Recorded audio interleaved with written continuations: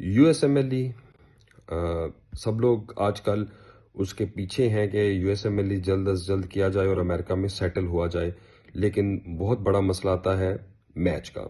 और दूसरी तरफ हमारे वो लोग जिन्होंने अपनी फेलोशिप पाकिस्तान से कंप्लीट कर ली है, उनके साथ ये मसला है कि वो सोचते हैं कि स्टेप्स करने में हम बहुत ज़्यादा लेट हो गए हैं। ट्रस्ट मी, आप बिल्कुल भी लेट नहीं हुए। अभी से स्टेप्स की तैयारी शुरू करें, स्टेप्स करें और डायरेक्ट फेलोशिप में अप्लाई करें, ना कि आप मैच में अप्लाई करें।